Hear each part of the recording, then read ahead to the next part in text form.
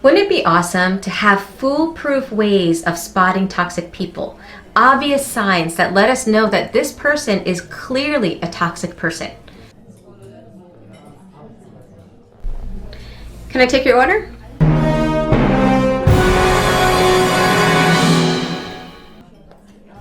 Hello? Something wrong? Wouldn't it be awesome if the universe could give us signs like that? Well, it doesn't. We have to accept the fact that that's not reality. But we do have an internal compass that can guide us. We are all born with a built-in compass, so to speak, a tool that's designed to help guide us in our life, and it actually really has our best interests at heart. And that's our gut instinct. If you have a hard time following your gut instinct, if you think that following your gut instinct isn't safe, isn't worthwhile, or if you don't even know what your gut instinct is, you're going to want to watch this video.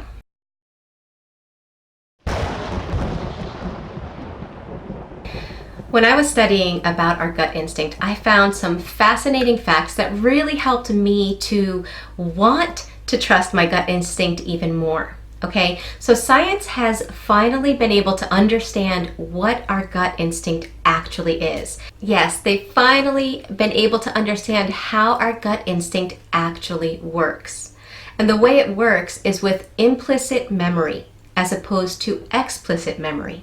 Our unconscious mind has the ability to process sensory data at 11 million bits per second. Now that's a lot of data.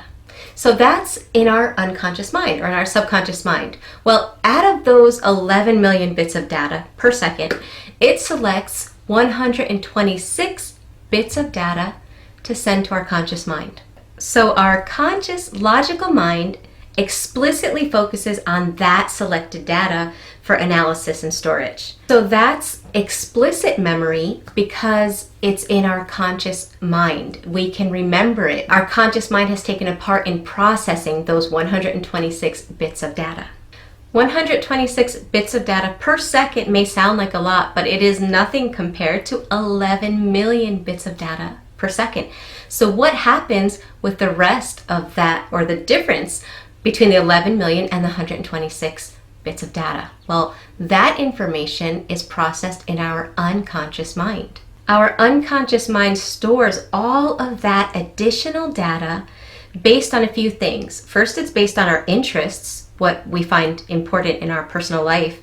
It's also based on the interests of our mind, which would include any threats to our life, as well as what's going on at the current moment. So all of this data is processed not on a conscious level, but it's still processed, which means it's readily available to our unconscious mind to guide us. Now, here's the interesting part.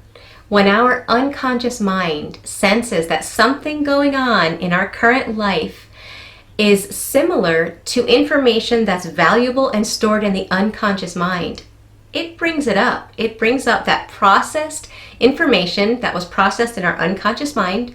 It brings it up and sends it over to our conscious mind.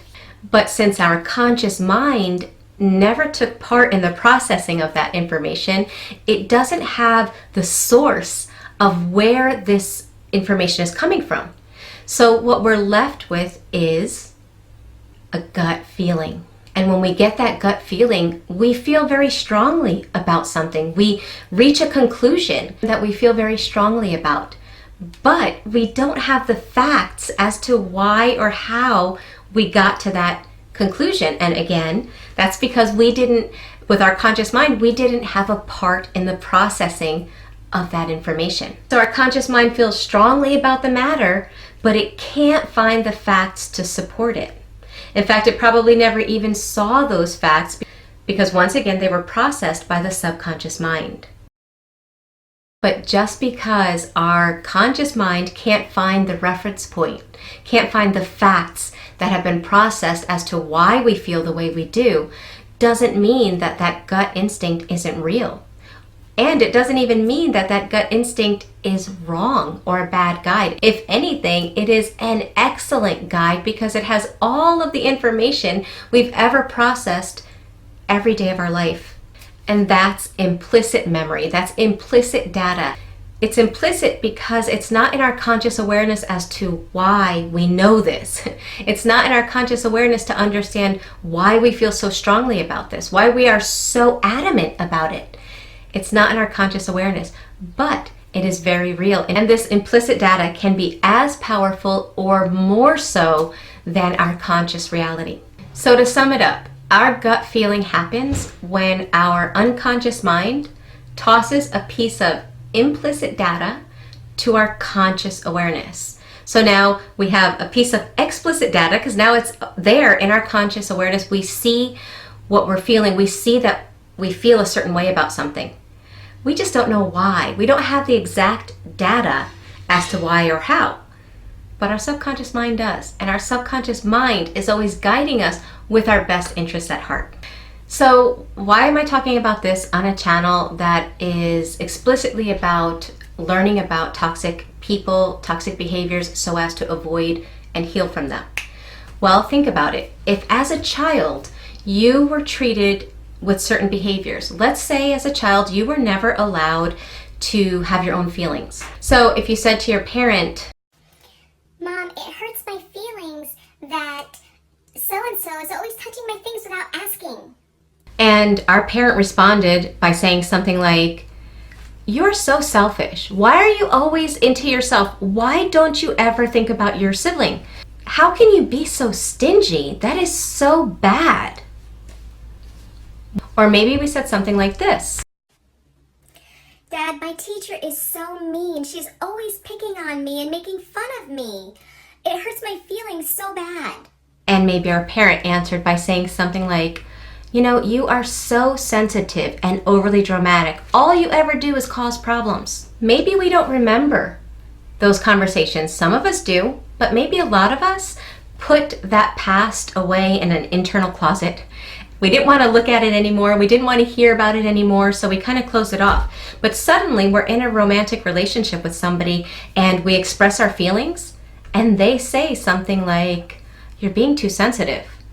You know, just because I called you names doesn't mean that there's something wrong. Why would you overreact? I can't say anything to you." And they minimize your feelings. Even if you can't remember your childhood, something's going to come up inside. And it's your gut instinct. It's an alarm telling you that something is wrong. It's your unconscious mind is sending you bits of implicit memory. It works. Our gut instinct is real. It is an excellent guide. It works because of the amount of data that it has at its disposition. And all of that data is filed and stored so that it can guide you in your life. So maybe the universe isn't going to send us signs. So tell me everything there is to know about you. I want to know everything about you. This person can't be toxic. It's like they can't get enough of knowing about me. They want to know everything. It's amazing to feel so much the center of somebody's world for the first time. Sorry, let me take this.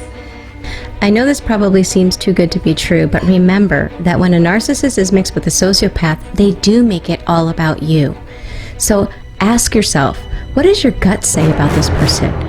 Do you feel comfortable? What does your gut say?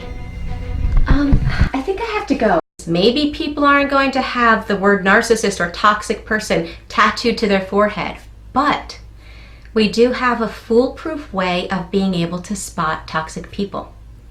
And that's our gut instinct. The problem is we don't always use it. So I'm hoping that with this information, the next time your gut instinct tries to tell you something, you will stop and listen. It's time to stop relying on external validation to help guide you as far as spotting toxic people and keeping yourself healthy and safe. So it's not about not having a gut instinct. It's about learning how to trust it. So if you don't know how to trust your gut instinct, you seriously need to hit that bell icon so that you're notified of my next video, which is going to be all about how to trust that gut instinct.